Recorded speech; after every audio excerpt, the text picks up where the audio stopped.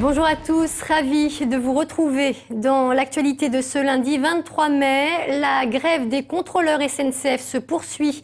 Entamée samedi, le mouvement fait suite à 2 agressions. Selon les syndicats, cela porterait à 16 le nombre d'actes violents enregistrés depuis un peu plus d'un mois sur le réseau. Conséquence de cette grève, le trafic est fortement perturbé aujourd'hui, notamment sur les lignes TER Lyon-Saint-Étienne, Lyon-Roanne et Valence-Lyon. Des cars de substitution ont été mis en place pour l'occasion. Une nouvelle assemblée générale des contrôleurs est prévue cet après-midi. Selon la FRAPNA, plusieurs milliers d'espèces seraient menacées par le futur TOP, le tronçon ouest du périphérique, toujours en attente de réalisation. Samedi dernier, une journée de sensibilisation était organisée par plusieurs associations de protection de l'environnement. Objectif, dresser un inventaire des espèces qui pourraient disparaître si le projet venait à voir le jour. Céline Cléry. Feu vert pour la voiture, rouge pour la nature, c'est la question que se posent les associations lyonnaises contre le TOP, tronçon ouest du périphérique. Ce projet à l'arrêt depuis une douzaine d'années est revenu au centre des conversations politiques en mai 2010. Les habitants de l'ouest lyonnais s'inquiètent de l'avenir de leur parc et s'opposent formellement à ce périphérique. Non, nous sommes contre le projet parce que justement la conséquence elle est énorme au niveau de ce petit havre de paix qu'on a dans ce coin-là. Et les conséquences d'une autoroute à cet endroit-là, ça nous semble totalement incongru. La Fédération Rhône-Alpes de protection de la nature tire la sonnette d'alarme. Ce projet augmenterait d'après eux la pollution et menacerait la faune et la flore. Jumelles à la main, chaussures de marche aux pieds, ils ont listé un inventaire des espèces menacées samedi dans la journée. Pour eux, la seule solution possible, c'est les transports en commun. Il existe au jour d'aujourd'hui de nombreuses alternatives qui sont à privilégier, tout ce qui concerne le développement des transports en commun, le développement aussi de parkings relais qui permettraient aux gens de stationner pour par la suite utiliser les transports en commun ou le vélo, étant donné qu'on est quand même assez proche de Lyon. Le tronçon ouest du périphérique est pensé pour désengorger le centre de Lyon. Il devrait relier la porte du Val-Vert à la porte de Gerland par l'ouest. Les associations de protection de la nature mettront tout en œuvre pour interdire ce projet. C'est une fête toujours très attendue du côté de la Saône. Le pardon des mariniers a rassemblé plusieurs dizaines de personnes ce samedi quai Rambaud.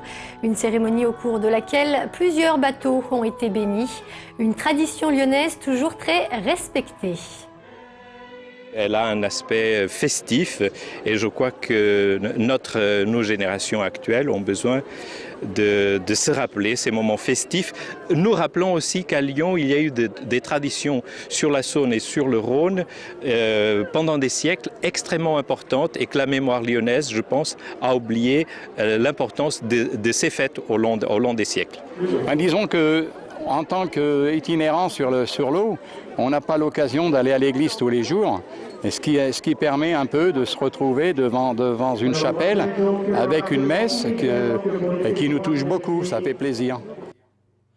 À la page sport, l'Asvel reste toujours en lice pour les playoffs, lourdement battus à l'aller. Cette fois, ce sont les hommes de Nordingrib qui ont infligé une véritable correction aux Chalonnais. Résultat, 107-85. En football, en revanche, le suspense reste entier quant à la qualification de l'OL en Ligue des Champions.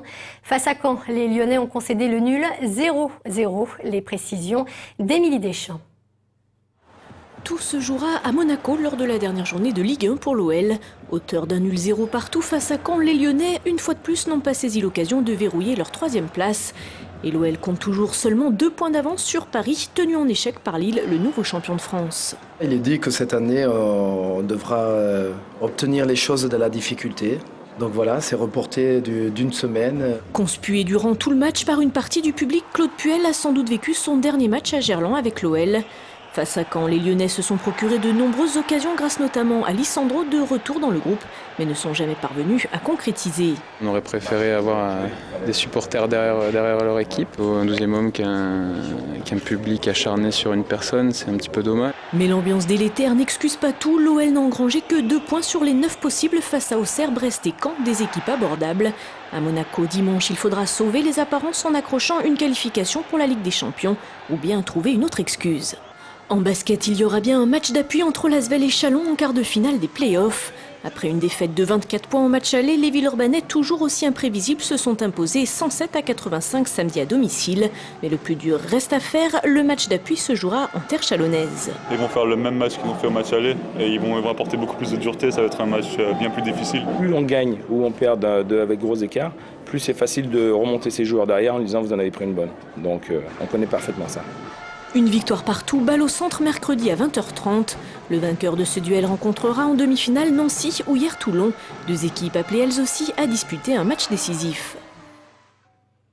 À noter que cette rencontre entre l'OL et Caen à Gerland s'est déroulée dans un climat particulièrement lourd samedi soir pour Claude Puel.